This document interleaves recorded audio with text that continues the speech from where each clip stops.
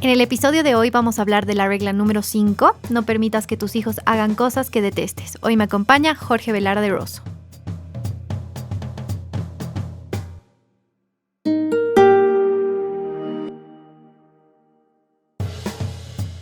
¿Cuál es la condición humana básica, universal, la que todos somos?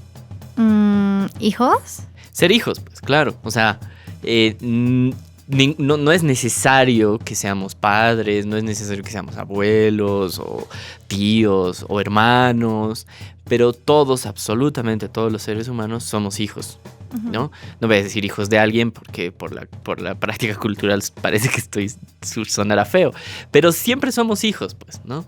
Y lo queremos aclarar al empezar este episodio porque el episodio justamente, o sea, el capítulo que vamos a hablar en este episodio, al castellano lo han traducido medio mal, me parece, no sé qué opinas tú. Dice, no permitas que tus hijos hagan cosas que detestes. Claro, porque justo revisábamos, ¿no?, la versión en inglés y la traducción es algo así como no permitas que tus hijos hagan cosas que los detestes sería. Ajá, algo o sea, así. que hagan que te caigan mal, algo Claro, así, algo es así, más distinto. claro. Es más fuerte en realidad, ¿no? Que es, bueno, es una de las características de Jordan Peterson, ¿no? O sea, él no busca ser complaciente. Es crudo, ¿no? Es Con crudo. todo Y en lo este que capítulo hace. es crudo. Entonces, decíamos esto de que todos somos hijos, porque este capítulo que está enfocado obviamente para gente que son padres, nosotros no presuponemos que la mayoría de nuestro público sea padres todavía porque estamos apuntando a un público más juvenil, etcétera. Entonces no presuponemos que sean padres, aunque seguro los hay. Pero sí, por eso lo que decíamos al principio, todos somos hijos. Entonces vamos a hacer en este episodio un intento de traducir esta regla que Jordan Peterson la piensa obviamente para padres desde una perspectiva de hijos. Todos somos hijos y entonces creemos que eso nos va a ser más útil. Y para comenzar con este giro, ¿no?, de todo lo que ha sido el capítulo, es importante que entendamos que gracias a la manera en la que nuestros papás nos han disciplinado, nos han educado, somos los adultos que somos hoy, ¿no? Sí, para bien o para mal. Exactamente. Y en ese trabajo que tienen los padres desde que somos muy pequeños, Jordan plantea, ¿no?, cinco principios, ¿no?, de disciplina. Uh-huh. Entonces, sería bueno que comencemos a hablar de estos para ver a qué nos llevan, ¿no? Antes de eso, pero yo me quedaría con lo primero que decías, ¿no? O sea, somos en gran medida lo que nos han enseñado nuestros papás, ¿no? Y hay varias cosas ahí, por eso te decía que me parece importante tocar antes de pasar justo a los 5 principios, ¿no? Porque, y decía también, para bien o para mal, somos como nos han criado nuestros papás. Y por eso nos parecía también interesante plantearlo desde esa perspectiva. Si todos somos hijos, justamente todos podemos reflexionar y nos va a hacer mucho bien cómo nos han criado, para bien o para mal, nuestros respectivos padres. Porque considero que es una de las cosas más, y yo personalmente lo tomo también así como una lección, ¿no? O sea, importantes de hacer para realmente madurar psicológica, afectivamente. Y entender muchas cosas, ¿no? Exacto, ¿no? O sea, que nuestros papás son seres humanos, ¿no? Es típico del niño, ¿no?, de idealizar a los padres, ¿no? Pensar que los padres normalmente, ¿no? O sea, un padre normalmente bueno, entonces el niño lo va a idealizar y va a decir es perfecto y no tiene defectos, y es la típica pelea en un colegio, así, mi papá dice tal cosa, no, mi papá dice otra cosa, y es parte de lo que un ser humano tiene que aprender en el colegio. Y entre comillas, ¿no?, el trauma de la adolescencia es empezar a ver los defectos de nuestros papás, ¿no?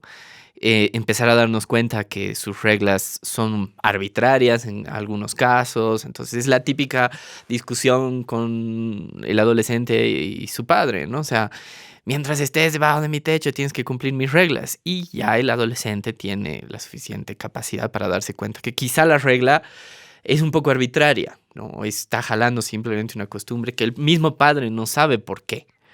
Entonces es importante para ser adultos sanos, estables, maduros, darnos cuenta, ¿no?, en qué medida nuestros padres han hecho lo que han hecho, educándonos, cometiendo errores, por supuesto, porque son seres humanos, pero en general, en la enorme mayoría de los casos, para nuestro bien. Y justo hablabas, ¿no? Un montón de las reglas. Eso está conectado con el primer principio, que es limitar las reglas. ¿Qué nos puedes decir de eso?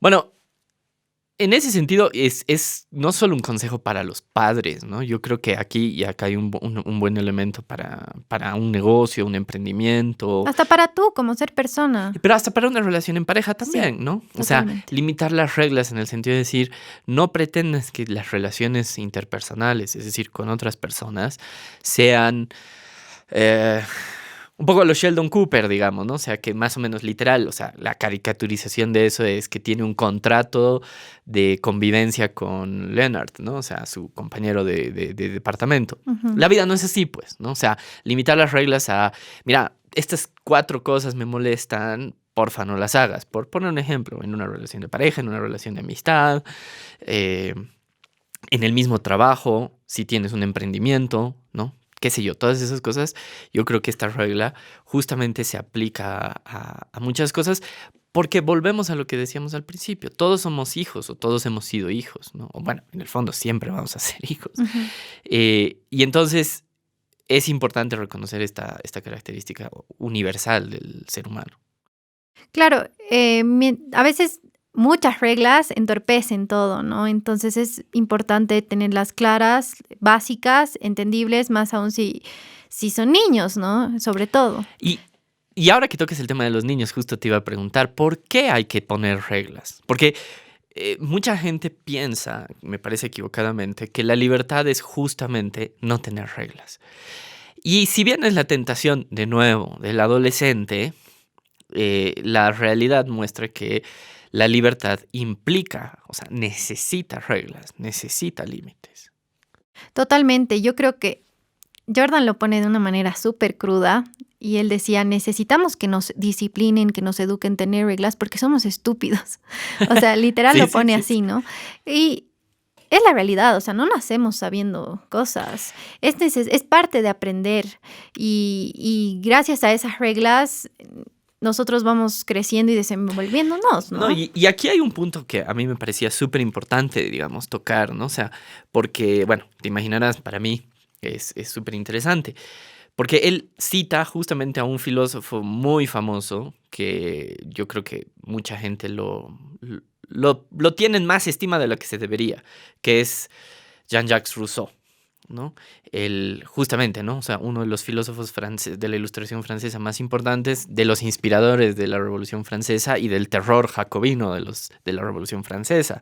¿Por qué? Y lo dice él con el subtítulo, ¿no? O sea, el mal salvaje, haciéndose la burla un poco, ¿no? De la idea justamente rousseauiana del buen salvaje, ¿no?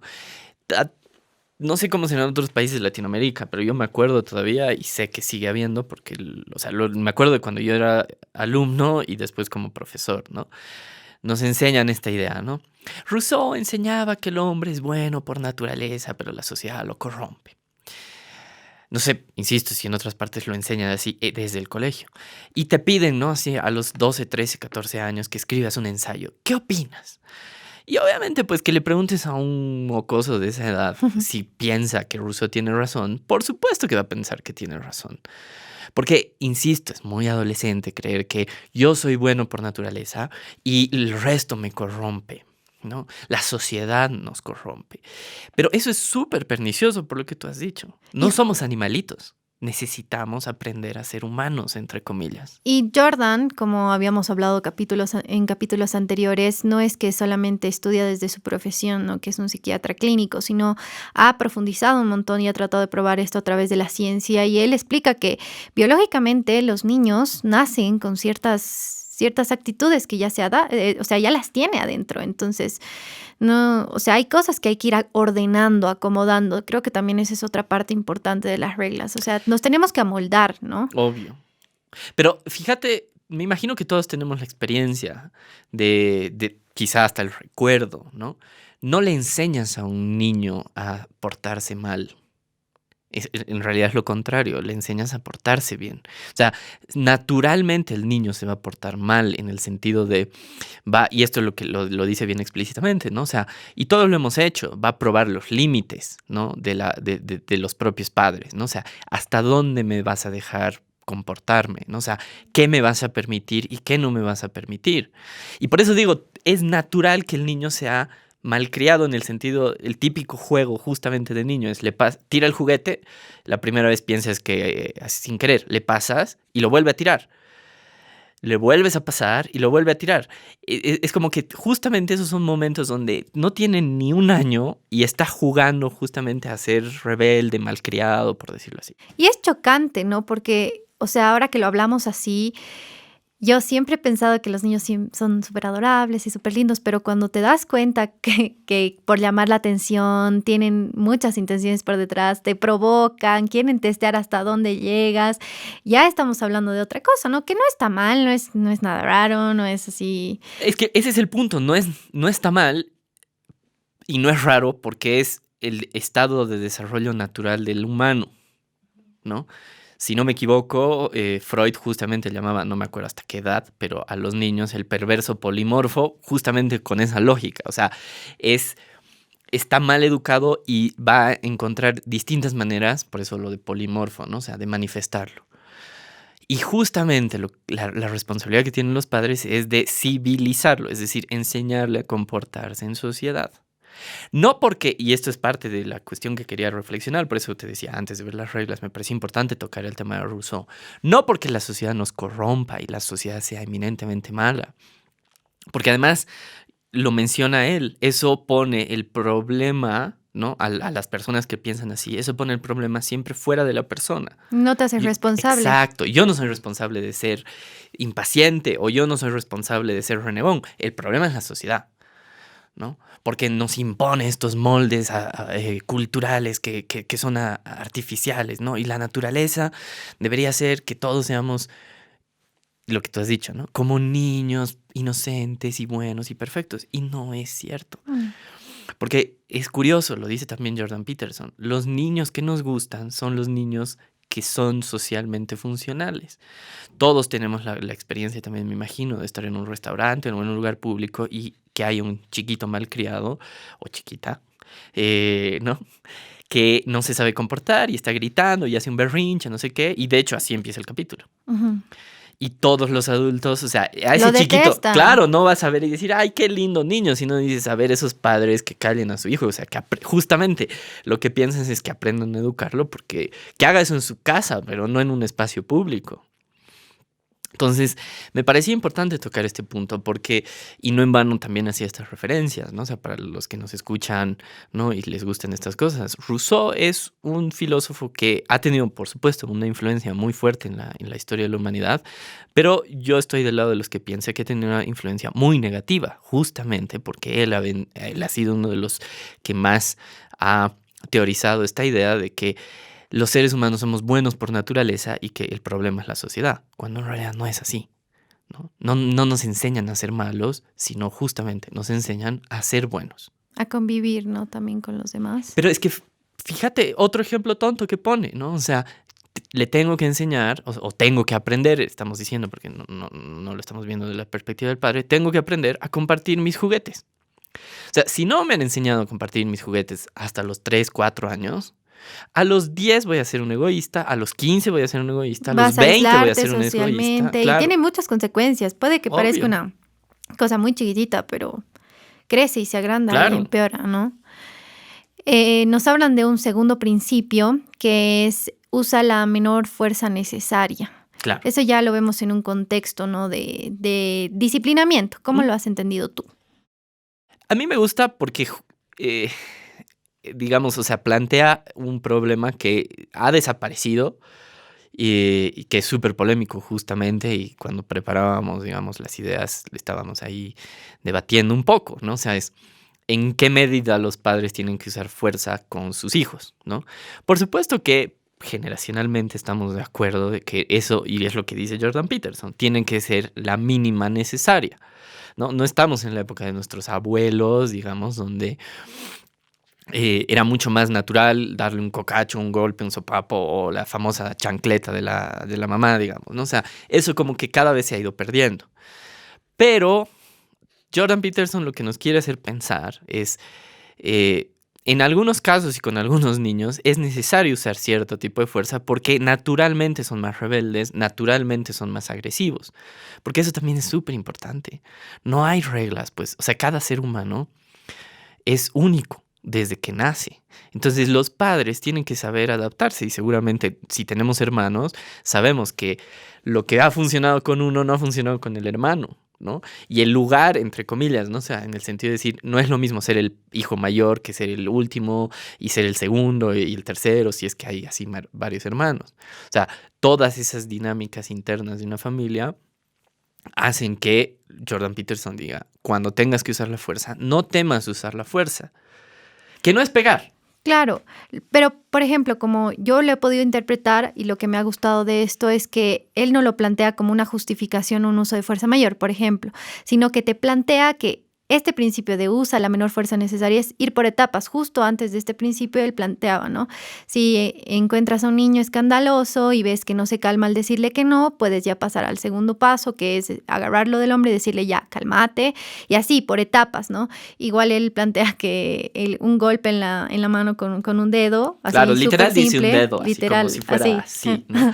Que es Eh, así re ñoño, me parece a ajá, mí, la ajá. verdad. O sea, yo nunca lo había escuchado, digamos, pero es lo que me gusta, ¿no? No es que justifique el uso de una fuerza mayor, sino te dice, anda por etapas, no, realmente si es muy necesario ya pasar a algo así como, nosotros conocemos las palmadas así en el trasero, ¿no? ¿Mm? Alguna vez Sí, hemos sí. escuchado desde muy chiquitos, ¿no? Pero solamente si es necesario. Y además es que quizá lo que está en el fondo de esto, yo me iría volviendo, ¿no? O sea, porque no estamos dando consejos a padres, aunque por ahí hay padres que no están escuchando, pero en todo caso, si hay padres, les aconsejo que lean directamente el capítulo.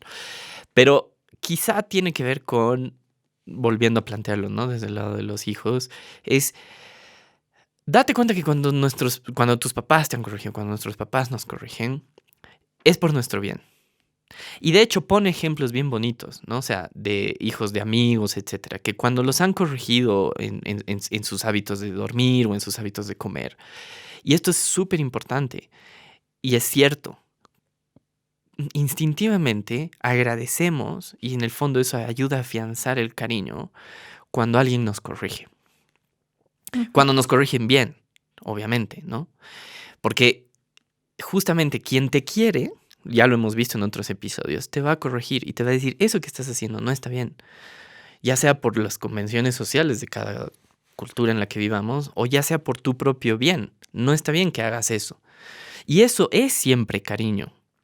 Porque una imagen bien fuerte que pone, y él dice es, a veces los padres que no corrigen terminan siendo más crueles con sus hijos porque como están agotados, cuando el niño quiere Se algo, desquitan. claro, se desquitan y entonces son fríos cuando deberían ser cariñosos porque no han corregido cuando deberían. Y yo creo que eso es lo que está detrás de este segundo principio, que como dices, ¿no? Es el de utiliza la mínima fuerza necesaria. Si y pasa de nuevo, ¿no? En las amistades, en las relaciones de pareja, en las relaciones laborales.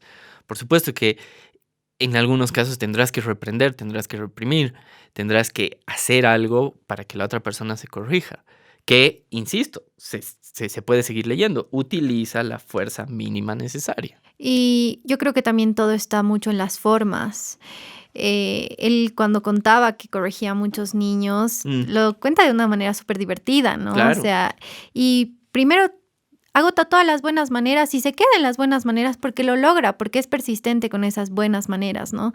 Es algo que yo quiero resaltar porque yo creo que a veces corregir siempre lo relacionamos con castigo, con ese tipo de cosas súper duras, cuando no es tan necesario. Depende del caso, ¿no? obvio. Pero es que, como tú lo dices, y una imagen que se me viene también a la cabeza, que muestra la validez de la regla, no solo en el ámbito, digamos, familiar. Utiliza la fuerza mínima necesaria. ¿Qué pasa si entra un ladrón a mi casa?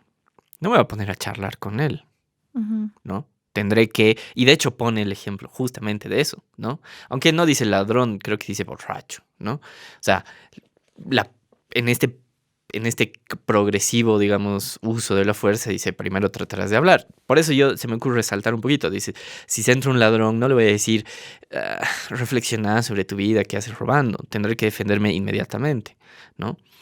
Que obviamente yo sé que abre todo el debate de la legítima defensa, etcétera, ¿no? Que no es que el episodio es de eso, pero sí quería mostrar que el principio sigue siendo válido fuera del ámbito familiar también, ¿no? Ujú.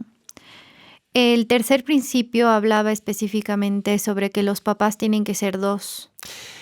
Muy interesante, ¿no? Yo creo que tienes razón y creo que es una de las cosas que hay que, porque lo dice en otro punto, a ver si lo logro encontrar pronto, si no, ni modo.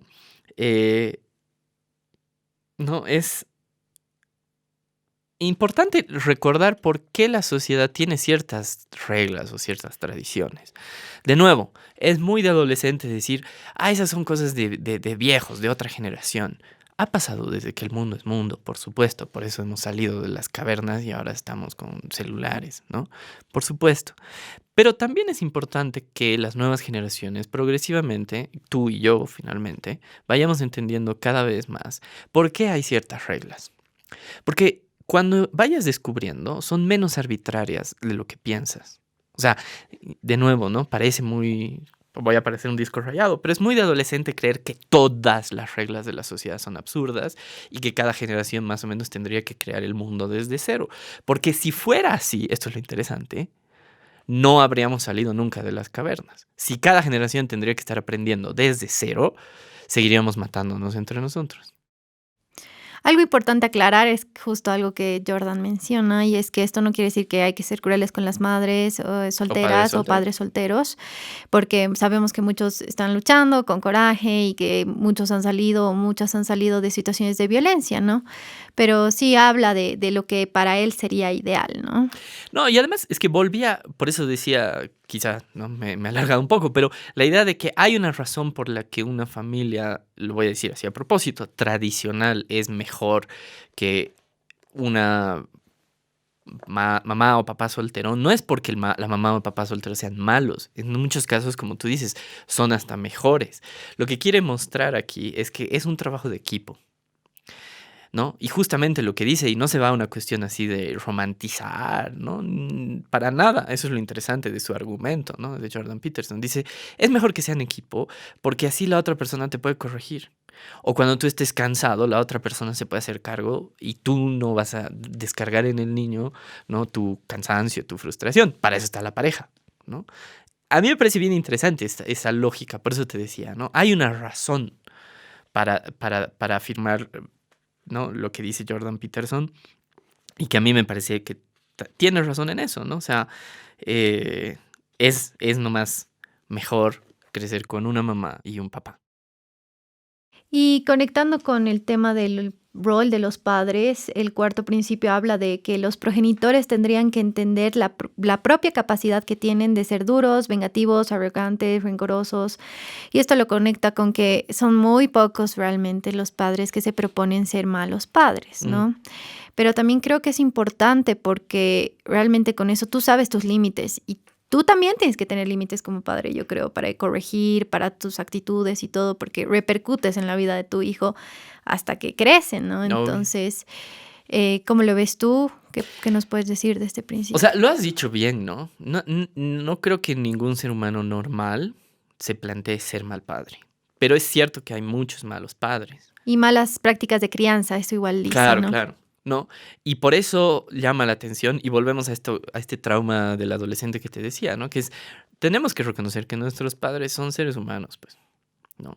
Y que seguramente van a tener debilidades, o sea, es que no digo seguramente como casi parece probabilidad, ¿no? O sea, sí tienen debilidades, ¿no? Y sí se van a enojar contigo por debilidad, justamente. Y sí van a decir cosas que no deberían decir según un libro de psicología, digamos, ¿no?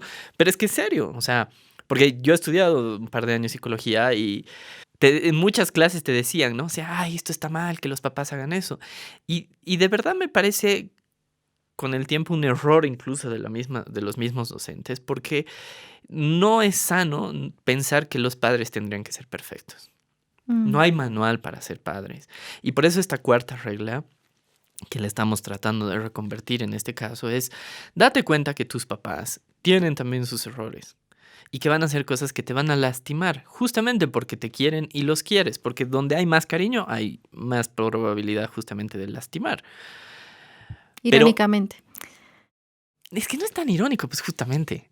El cariño, y creo que ya que estamos en esa época, no sé si es apócrifa o real la frase, pero he leído que la reina Isabel, justamente por lo que estaba enterrando a su esposo, decía, el precio del amor es no me acuerdo cómo lo decía en inglés, pero es la pena, digamos, o sea, esta imagen de, por supuesto, 73 años de matrimonio, por supuesto que está triste después de perderlo, pero ese es el precio de querer, ¿no?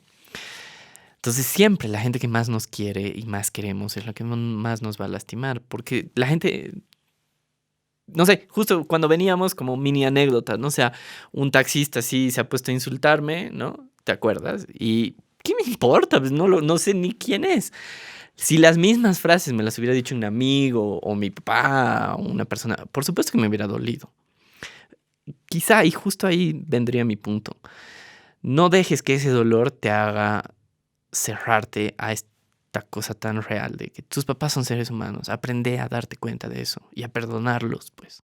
Y sobre todo porque tienen un rol muy importante y es el quinto principio y es el de, lo voy a leer, los Sí. padres tienen el deber de actuar como representantes del mundo real. Y ahora más que nunca con estas reglas hemos visto que el mundo no es un sueño, no es así paz y todo feliz y puro amor. Es caos, como dice. Es duro vivir y nuestros papás tienen ese deber, ¿no? De mostrarnos cómo es la vida realmente. Y eso no quiere decir que nos van a maltratar, No, nos van a hacer no. vivir situaciones, pero sí nos van a preparar.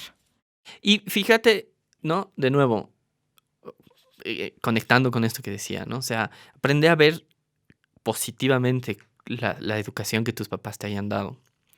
Porque seguro y siempre han intentado de enseñarte lo mejor que podían, ¿no? Puede ser que por sus debilidades y sus defectos eso sea poquito, pero siempre te han querido enseñar lo que ellos consideraban que es lo mejor para ti. ¿Por qué recuerdo esto? Porque si nuestros papás no nos preparan para perder, para no salirnos siempre con la nuestra. O sea, si nos crean esa burbuja, que yo creo que vivimos una generación muy así, de niños así en burbuja que no quieren, ¿no? Enfrentarse a los dolores de la vida real. La vida real es mucho más cruel que nuestros padres. Mm. Incluso, ¿no? O sea, que estamos diciendo, no sea un padre con sus debilidades humanas. O sea, la vida no va a tener compasión al educarnos. Y eso es justamente lo que dice, Sí, ¿no? Jordan decía eso, ¿no? Que si tú no, o sea, no eres duro con tu hijo, la vida va a ser mucho más dura, hasta muchísimo más y en muchos aspectos mucho más injustos y va a hacer mucho más daño de lo que tú podrías hacer. O sea, hablando de que el papá quiere ser un amigo, pero tiene un rol sobre todo, Ujú. ¿no?